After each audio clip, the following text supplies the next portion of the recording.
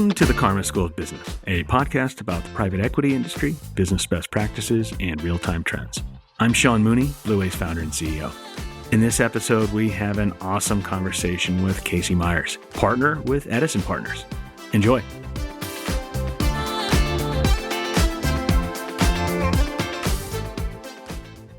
So I am super excited to be here today with Casey Myers. Casey, thanks for joining us. Yeah, my pleasure.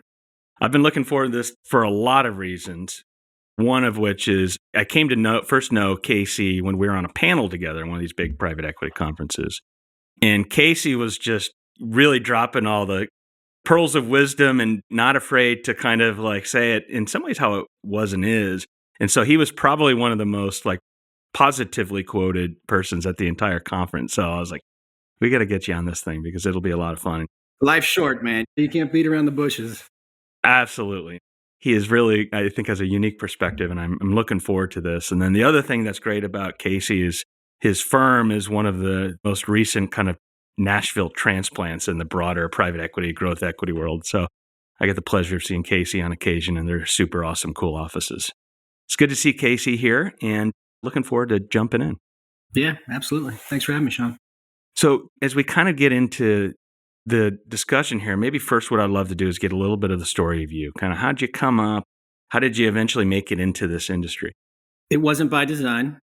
Certainly everything happens for a reason in my book, but I've been an operator. In fact, funny enough, but I tend to kind of say I've only been on the dark side for about 2 years, probably because most of my kids are Star Wars fanatics, but I've been an operator for like 22, 23, 24 years. And at my last gig, I ran our exit process, which, by the way, we kicked off January of 2020, which was the worst month in the history of the earth to start an exit process. But through that, I met with 52 different private equity firms. And that's a lot. Again, keep in mind, this was back in 2020, 2021, especially in 21. Capital was cheap. It was all over the place. Everybody wanted to throw money around. Valuations were crazy. But just so many of them fell so short when it came to actual operator support and help, right? We wanted more. And look, we were down in kind of firmly lower mid-market and looking for growth capital and looking for more than just money. We needed help. We needed wisdom. We needed people to come alongside us and help us see around certain corners as an organization and leadership team. We ended up finding a great home. But through that process, it just gave me a perspective of how PE, I'm not making too general of a statement, but the way that they didn't put enough value in operator support and what's called quote unquote value creation. Back then, they used words like value add. It was just super apparent to me that they needed help. Yeah, decided to become part of the solution versus sit there and complain about it. I love that on a number of fronts. One, it's a reflection of the really positive maturation of an industry that's becoming an industry, right? The private equity used to be. In the early 2000s, our value creation plan was we're going to upgrade the accounting system and add a salesperson. Right. Or change pricing and packaging. Like there were 2 or 3 kind of plays that we would ask, right? We would say, hey, what are you going to do to help us? Capital, let's set deal formation aside, capital structure aside. You're not going to lever us up with a bunch of debt, but how are you going to help us build the business? Their answers were, we'll give you our internal recruiter and help you change some butts in seats. We'll help you optimize pricing and packaging. And yeah, we'll throw an FP&A wonk and reporting structure on top of your head. Is that it? Lots of information requests. That's what that's you get. You're going to get to know our VP really well. I had like the reverse track of yours. So I was 20-something years in PE. I had the benefit of a lot of pattern recognition, but until I kind of sat in this seat here, I never really appreciated how hard it is and how multifaceted it is, how lonely at the top of these firms it is when you're building these things, and how much you have to like prioritize doing fewer things better. But when I was in PE, I was like, we're going to do 10 things. And by the way, here, all that cash flow you had, we're paying off our debt now. And so I was like, and you just got to make it happen. Good luck. I'll talk to you in a quarter. And I'm over exaggerating, right? Like we weren't, and certainly I wasn't that tone deaf.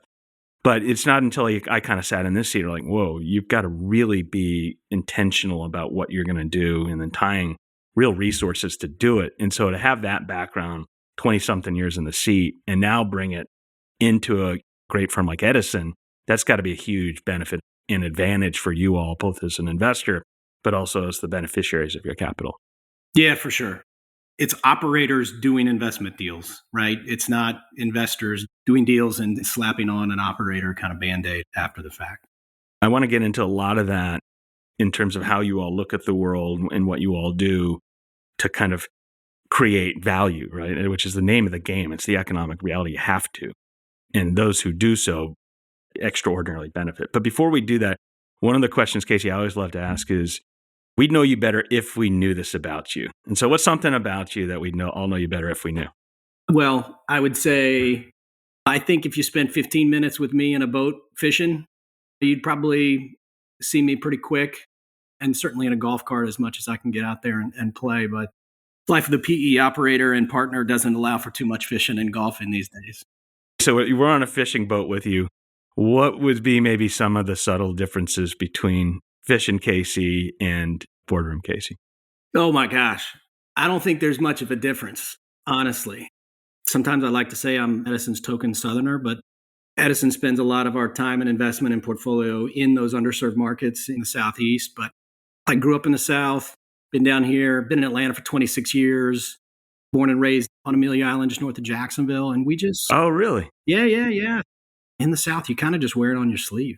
That's really what you're going to get for me in a boardroom or on a deal or in a management team meeting or certainly in a boat. It's a little bit more refreshing of a conversation. And quite frankly, environment in a boat versus a boardroom, that's for sure. It's more about being out there and getting perspective on why you're doing what you're doing 50, 60, 70, 80 hours a week. It's that moment of calm. We all need that, right? Yeah, you need just a moment to put life in perspective. We should all have those places to kind of go and be, whether we're catching fish or in the woods hunting or doing or hitting a golf ball. Hey, as a quick interlude, this is Sean here. Wanted to address one quick question that we regularly get. We often get people who show up at our website, call our account executives, and say, hey, I'm not private equity. Can I still use Blue Wave to get connected with resources? And the short answer is yes. Even though we're mostly and largely used by hundreds of private equity firms, thousands of their portfolio company leaders, every day we get calls from everyday top proactive business leaders at public companies, independent companies, family companies. So absolutely, you can use this as well. If you want to use the exact same resources that are trusted and being deployed and perfectly calibrated for your business needs, give us a call. Visit our website at bluewave.net. Thanks. Back to the episode. One of the things I'd love to maybe turn the chapter on here is you've had this great experience as an operator. Now you get to see it from the full kind of spectrum as also being an investor, a value creator in support of operators and kind of doing in this symbiotic way. What are some of the traits that you're now looking through both of those lenses of saying, you know what, this is a good company, or probably as importantly, could, should, or will be a good company because it has these kind of elements of value or these foundations? We got to put it in context, right? So, Edison plays lower mid-market. We're growth equity, first institutional capital. Quite frankly, the vast majority of our CEOs are first-time CEOs, founder CEOs, and teams. And so in that context, yeah, you've got your unit economics. You've got are they break even? Are they growing? All kind of the core things, which is kind of easy to quickly decipher. But I personally kind of look for two or three things over and over and over again. One, I'd look at the character of the leaders. Look, at the end of the day, a couple of reasons. One, these are the people you're going to work with. So you have the right to be picky, to deploy the capital where you want to deploy it. You're going to spend a lot of time with these people. So what does that dynamic look like? And what does that character look like? But two, their character at the top, it's very difficult to measure culture in pre-deals and diligence, right? You can't tend to really understand the way that culture operates until you're sometimes many quarters into the relationship. I just firmly believe that the character of the leader at the top, especially these are founders and first-time CEOs, it's permeated the organization, right? They have brought in talent that has stayed because they like that leader. That is a leader worth following. So I think character for me is fundamental one. Fundamental two for me would be, and this goes back to the operator in me, call it product market fit, call it service addressable or obtainable market, but I look for correlation to pain. Is what the company is doing, buying, selling, deploying, is it solving pain for their customers? Are you selling something that's nice to have or something that is a must have? I think if you can kind of dig and press on that, as opposed to how big is the TAM, how big is the SAM, it really for me is about the correlation to pain. And so those customer interviews, client interviews, prospect interviews, those are the kinds of things that you spend a lot of time and can validate that. And then the third, I think, because we are in the tech space, tech debt is not something that's fun to kind of like jump into. A lot of founders don't appreciate and get this as a growth equity investor. A lot of these founders don't think like an investor. And so if you've dug too deep of a hole with tech debt, it's tough to get out of it at the same time as meeting the criteria and growth requirements that private equity is going to lay on you. It's not growth at all cost, but it's durable, smart growth. If you're trying to dig out of the tech debt bucket, it's just fighting against you from the get-go. So that the tech debt thing is something I tend to push on a little bit. For our listeners who are outside of the world of technology and software, how do you define tech debt? You built a product in some way, shape, or form, right? Whether it's tech-enabled services or like pure self-service, software as a service product, and you've sold it into the marketplace, and you've built that on some type of code base. But when you come into these founder-led organizations, sometimes these are 10, 15 plus years old. And depending on what you want to do to expand back to that TAM and SAM and SOM, if you need to expand that, what are you going to do from a product architecture perspective? A lot of these folks have built different stacks, different products. So now what are you trying to do? Consolidate code bases. There's a scalability to the architecture and code that fundamentally, it's either something that these companies have already solved for, or it's something they need to solve for. Depending on how big that gap is and how big that chasm is, it's something that some private equity firms don't want to take on. It's such a great point. And I remember when I was in my investing days and doing kind of information data analytics companies, and then immediately we would go into the code. And then you start saying, okay, A, is it organized or is it just kind of a rat's nest? B, is it notated? And then C, is there like, if there are notes or any kind of ads in there, is it all in some language that no one in the company speaks because they outsourced it all to some faraway place? Or is it all in the beautiful mind of Lowell in the steam tunnels, and like Lowell has them over, like just held hostage by having all of this swirling code in their mind, and so that always left an indelible mark on me. And so as we were kind of going through and building up our platforms and the AI behind it and everything, one of the things we were really purposeful about was exactly what you're talking about. And then secondarily, we would regularly do tech diligence on ourselves.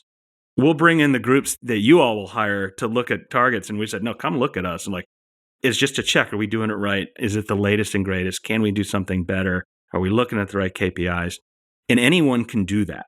If you're a founder out there, if you're building a company, take that time to measure twice, cut once, do it right, and build it with a thoughtfulness and an organization, knowing that you're going to want to get monetized some point in your life on this business, and that's going to be a big issue if you haven't done it right. All this is solvable. It is. It all needs to be done. It's just a matter of timing. You have to think about it. It is just a risk barrier to scale. And we are in the business of scale up. So it's a question of how much risk you're going to take on to get them to be able to scale. Tech either needs to be a contributor to scale or a hindrance to scale. And it's okay if it's a hindrance, but it's a question of how big that hindrance is and whether you can get the return on investment. And ultimately, these are companies that we're not going to own forever. We're not a holdco. So you have to pass those on and be a good steward of those companies and people and technologies. And so these founders, you have to think about when you're going to, how you're going to, where you're going to exit, and what those individuals want. So it just goes back to kind of eating our own dog food too. Like, who is our ICP? What is our ICP? We preach this to our customers and portcos, but the reality is we have to think about it for ourselves as well. One of the mantras we have here is like, so often the things that I would look at companies that go, I always wish it was done this way. But historically, this is what we've done. And so I've tried my best to ban the word historically. And like everyone we bring in talented people who have unique skills that we need. It's like, always look at what we're doing. If there's things that you say, I always wished it was done that way. It's like, no sacred cows. Just let's do it that way. It was so liberating. And so I think our listeners who are listening to what Casey's saying is like, as you look at your own technology, your own workflows, processes, just take it on now. Just fix it. And then you'll be better for it. Today's episode is brought to you by Blue Wave. Building a business is hard. Top third parties can help you create value with speed and certainty, but it's difficult to know who's best. That's why you need the Business Builders Network. Visit Blue Wave at BLUWAVE.net to learn more and start a project today.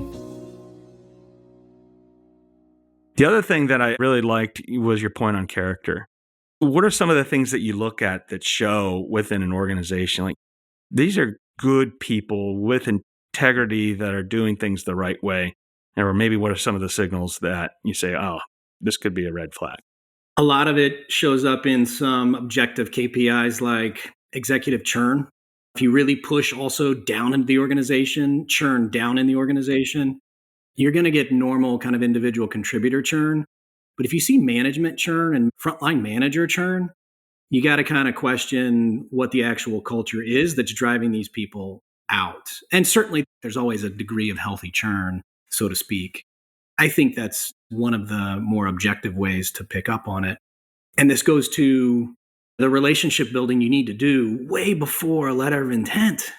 This is about getting to know individuals, maybe back to the fishing boat. You've got to build and establish a relationship, and it has to be based on trust. And I turn 50 this next year. I hope that I'm a better judge of character today than I was in my 20s and 30s. And so you just need to spend quality time with these people and be a judge of character. And it also shows up in how they manage their executive teams, right? Are they command and control, or are they trust and inspire people? It's just all of those kind of soft things that ultimately give you a bit of a bead. And I think that's spot on. Really, the second thing you mentioned that we're going to touch just right here is this whole pain correlation. Are you solving a problem? Does water flow downhill towards the solution, or are you pushing it uphill? And that was whenever I would look at kind of SaaS businesses, and you just know they're hiring the most expensive, like killer salespeople to just force adoption, discounting anything they can to get another dollar of recurring revenue, even though every dollar that they've gotten took $2 to get. It's like, go where water flows. If it's not flowing in your product, you haven't solved it yet. Yeah. Listen, this just goes back to how I cut my teeth as an operator, literally knocking on doors in Atlanta, in a suit, in August, selling switch long distance plans to small businesses. First of all, thank God nobody's doing that anymore. But you have to solve a pain point, whether it's cost, whether it's slow growth, whether it doesn't matter. If you're solving pain, you're able to articulate that and directly connect that to your solution. It just makes it easier to grow. It's brutally hard to build a business. Why would you do it with a nice to have that's a little fuzzy, correlating pain to the solution? So just a question of kind of slightly easier path to scale and profitability. So for our listeners, this is a masterclass. Like, listen to this. These are things that every one of you should be looking at in your businesses in terms of like, can you not only be a good company, but can you be a great company? Good's good, but if you aspire to be great, these are things that really matter. Another thing I'd love to just get your perspective on is it seems like the last 4 or 5 years, it's just we've been in this washing machine of good news, bad news, good news, bad news. And I think just a lot of people are exhausted by it. But it's also what that's done is given people the opportunity to kind of like demonstrate tenacity, grit, resiliency, et cetera.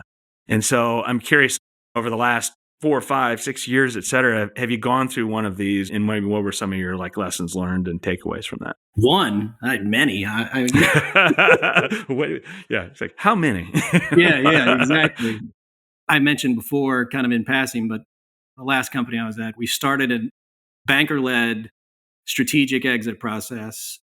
We actually met in New York to kick it off with the banker in December of 2019, and then brought it back in January of 2020 to do the full launch and kickoff. And then some nasty stuff happened within the next couple of months with COVID.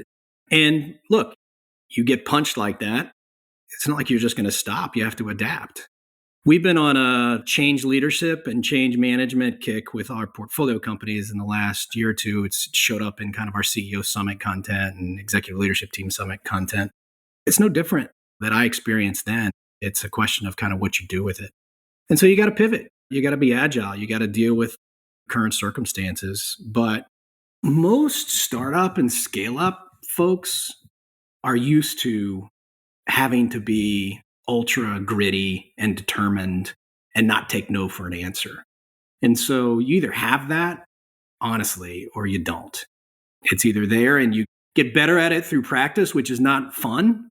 What it did, it taught me that grit and determination actually eventually pays off, but it's just required in those types of macro environments that we've had in the last couple of years. I mean, it's one of the hardest intangibles to have in life and business, et cetera, is this like tenacity, grit, resiliency. Someone punches you in the nose. Do you get up or do you kind of run away or do you go to the sideline? It's also a good question. Go back to character, right? Of the leaders of these portfolio companies that you want to partner with, and talk to me about a valley season. Talk to me about what are some of the more challenging things you faced, not just this year, but years ago. You're the founder. Tell me your origin story and don't give me all the mountaintop experiences. Like, I want to know how you learn from the worst 3 valley experiences. That's a great question and a great test of mettle, I guess, if you will. And that's one of the essences of one of the values that we not only reinforce here, but hire to. And every year we go through kind of this strategic planning session. We just did like in all hands, everyone's involved. One of the mindset framers that we always show is this great 80s movie called Better Off Dead. So it's with John Cusack, and it's just this great kind of 80s classic comedy. And there's a scene in the movie where he and his romantic interest, Monique, were at the top of this like daunting mountain. And they're sitting up here on the top of this mountain, and Lane, John Cusack's character, goes, "Look at this mountain. How can you go down this thing? It's like we're all going to die." And Monique goes, "No, it's real easy. All you do is you jump off from right here at this peak. You go really, really fast. If something gets in your way, turn." And she goes down beautifully, like navigating this incredibly difficult mountain. And then Lane goes, "Well, if you can do it, I can do it." And he immediately tumbles down all the way down. Now, but the difference is, what did he do? He got up, he fell, he dusted off his knees, and he tried again. And he had this bias towards action. And then 30 movie seconds later, he was an amazing skier. So every year we show this to the team because I was like, this is what it's like to do anything hard. You're going to go, you're going to try, you're going to tumble. But if you have the resiliency to just keep on getting up, 30 movie seconds later, eventually it's going to be easier. We talked about in the beginning, Casey, this whole point of like the private equity industry becoming an industry, bringing more than capital is a requirement. And those who do it well differentially have been successful and are successful. And so let's talk a little bit about what Edison does. So how do you all approach value creation? What resources do you bring to the beneficiaries of not only your capital, but your expertise? Really, our operator DNA is just woven and embedded into the entire firm. I think that's one of the things that really attracted me to Edison. These are really operators who are now making investment decisions as opposed to the reverse. That really just shows up in a lot of different ways. We don't charge for our operating partners, so it also kind of brings other challenges. But the reality is it allows us to truly walk the walk when it comes to we're here to help. It's very much a pull method as opposed to a push method. Down in lower mid-market, it's taking a playbook and a process and then shoving it down a $25 million ARR company is not usually a best practice. We have to meet them kind of where they are and help them along. We're functionally aligned. We've got 5 different centers of excellence across the normal ones like finance, governance, product and engineering, certainly go to market. I mean, there's a lot of wood behind that arrowhead when it comes to value creation. But my favorite is actually people and leadership. I say it's my favorite center of excellence because I just firmly believe that that's where a lot of the foundational value creation occurs. When I say people in leadership, you and I have bantered about this in the last number of months and quarters and years. I don't mean human capital, which is what a lot of private equity kind of nomenclature defaults to. And honestly, it was my experience as an operator, right? In a couple of different exit experiences, when they talked about value creation opportunities with quote unquote human capital, it was really just a glorified recruiter that they would give us access to. And that's evolved, I think, over the last number of years. We've seen a lot of positive kind of talk and momentum in the industry. I also think, by the way, it's almost a must-have for these PE firms because their hold periods have had to be longer. They've run all the tricks around commercial excellence and FP&A improvements, and they've done all the things that they kind of know to do. And what's left in a hold period at that point is people development. And so when I say people in leadership, really for us, it means very, very focused and intentional CEO leadership development and very, very specific team effectiveness and team performance. And so that's where we spend most of our, so to speak, wood behind that arrowhead is in that particular area. I love that perspective on a couple fronts. One, at the end of the day, just even looking at our own data, we work with and support hundreds of PE firms, thousands of their portfolio companies. And if I were to go back to 2018, 18% of the projects were related to people. Today, it's well north of 40 and at times close to 50%. And I was trying to understand, like, why is this happening? And part of it is because the name of the game in PE is good is no longer good enough, right? It's great. And how do you become great? You got to bring in really capable people, amazing skills that are additive to the teams. But it doesn't mean you just go get rid of all the people, right? You got to upskill and invest. The people you have created something that very few could ever accomplish, right? In terms of like being a founding team and building something out of nothing. And so to diminish that I think, is folly. But to go and invest and say, no, we're actually going to invest in upskilling you and upgrading your talents, but also bring in some net new to help fill maybe voids and gaps, because you never, particularly as an entrepreneur, you can never do everything until you bring in kind of the fuel you're talking about. And even then you're constrained. And so I really like that approach. And you kind of mentioned the term human capital, and PE loves jargon. And so it's like, for me, it's like, I have no chance of speaking like a human being, A, from growing up in Texas, and then B, growing up in private equity. They're like, can't you just speak like a human being? I'm like, what? No, I'm going to tell you, use a metaphor. And I always have to use the words like and as in almost anything I talk about. But human capital, I was turned off by it in the beginning when they started using it, because I thought it was like, are you dehumanizing your most important kind of elements of your business by saying capital? The only thing that changed my perspective on that term of art, I was talking to Joelle Marquis, who's a friend of mine. She's a senior leader at a well-known PE firm, and she came out of people and talent. And it's probably one of the first like top execs at a PE firm coming out of people and talent. And she's like, well, I originally came out of what was then called human resources. And that made me feel sick to my stomach, because it's like resources are depleted, they're used, they're expended.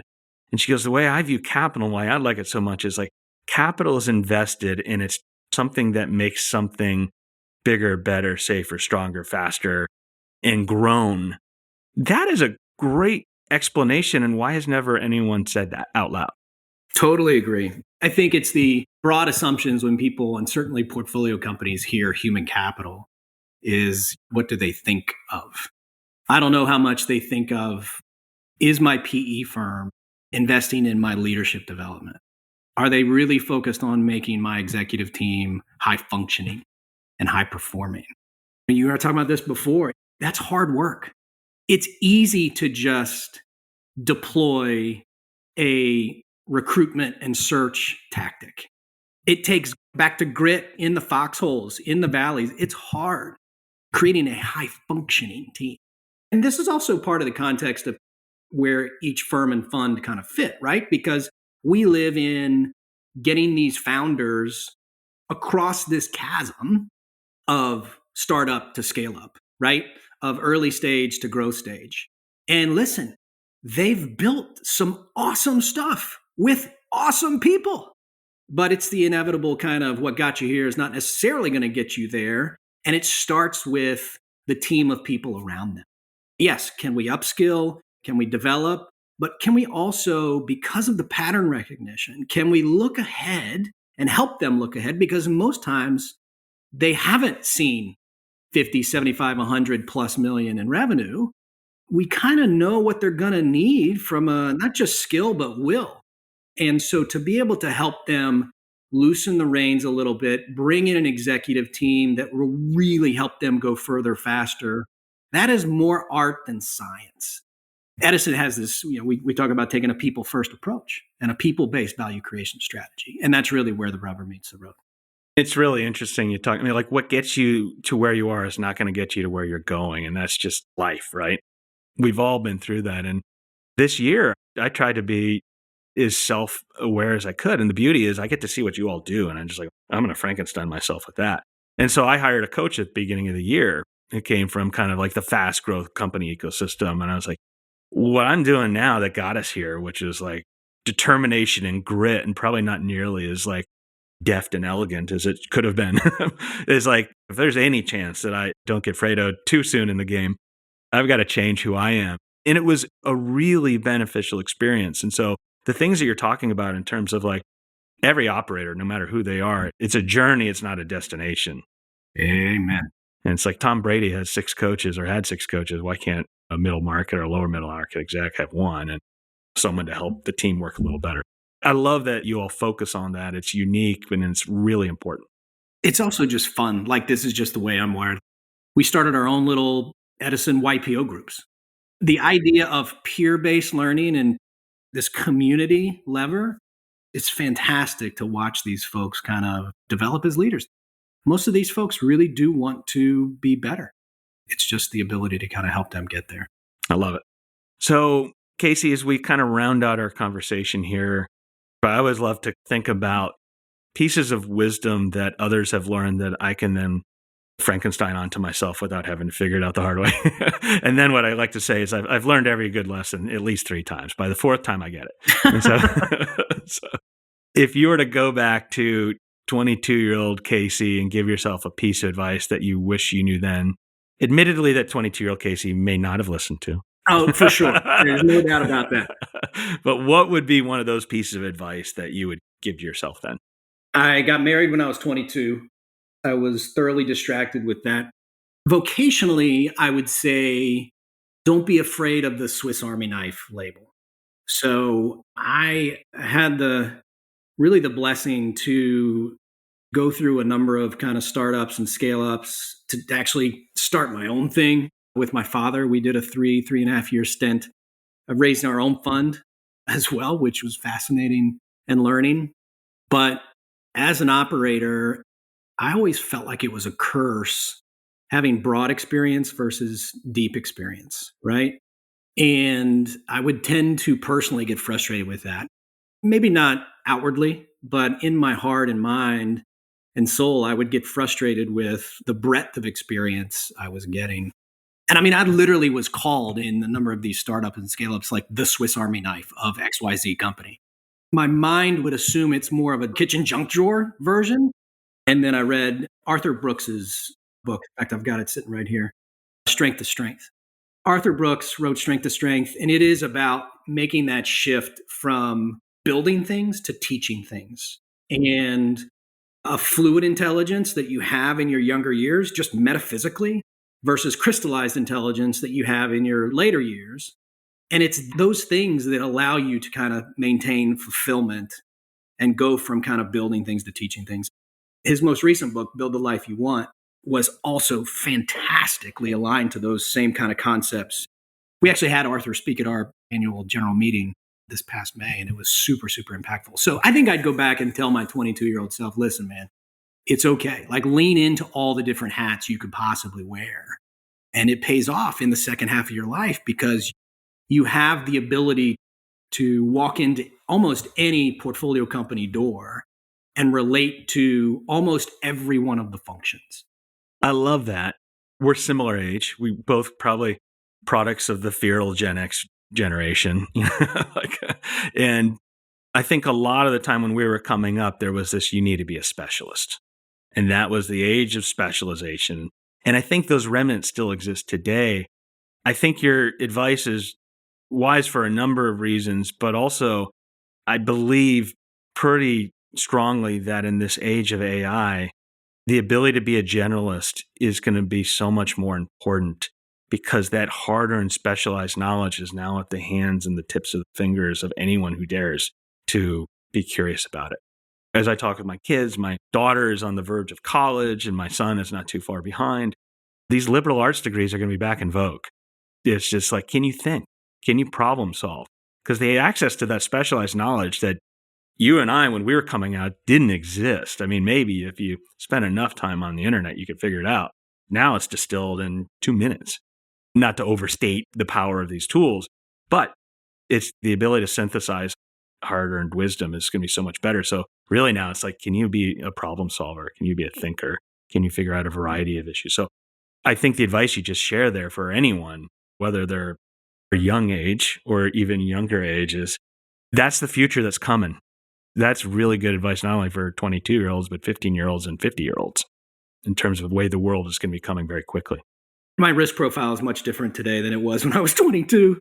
But the more you can put yourself in smart, uncomfortable positions, out of your comfort zone, so to speak, you learn more about the ecosystem and the macro dynamics, but you also learn more about yourself and really what you're really, really good at and uniquely wired to go do. It's very difficult to figure out your strengths if you're not pressure testing and putting yourself in a lot of different environments to deal with a lot of different people and a lot of different processes and challenges. I encourage my kids to really, don't say no to anything in your 20s. My gosh. You can get a little bit more picky in your 30s, but man, just go do as much as you possibly can. Be self-aware and reflective of it, right? Let's think about what you're going through, but that's definitely what I would tell my 22-year-old self. And there's longevity to the advice, right? Even as a kid, you want to have a variety of experiences as you're coming up, right? My brother, Tim, is like the Zen one. I'm one of 6 kids. We're different and we fit in different kind of like perspectives. And he's the one who's kind of like open to the world. And he's just like, you got to be listening to the universe because if you dare to listen, it'll tell you where to go. Yeah. And so like that being open to things is great advice. Go on the journey and you end up in, more often than not, being in the right places. But also it's this idea of like, as you progress in your life and in your career, you will naturally go from being more of the doer to the teacher, and having those life experiences really help. And so I'm not familiar with that book, but I am 100% clicking on Amazon right after this. It'll be a good holiday read when I have a week off and I've got like 30 books on the side of my table right now. Casey, this has been a really fun conversation. I've learned a ton of things that I wish I knew before. And so that's an incredibly gracious gift. So thank you so much for spending some of your scarce time with us and imparting some of the perspectives, insights, and wisdom that you have. My pleasure. Thanks, Sean.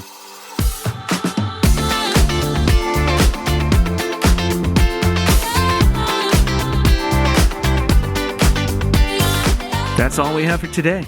Special thanks to Casey Myers for joining. If you'd like to learn more about Casey and Edison Partners, please see the episode notes for links. Please continue to look for the Karma School of Business podcast anywhere you find your favorite podcast. We truly appreciate your support. If you like what you hear, please follow, 5-star rate, review, and share. This is a free way to support the show, and it really helps us when you do this. So if you find value in the show, we'd really appreciate it, and thank you in advance. In the meantime, if you want to be connected with the world's best-in-class private equity trade, professional service providers, independent consultants, interim executives that are deployed and trusted by the best business builders in the world, including hundreds of PE firms and thousands of their portfolio companies, and you can do the very same, give us a call or visit our website at bluewave.net. That's BLUWAVE, and we'll support your success. Onward.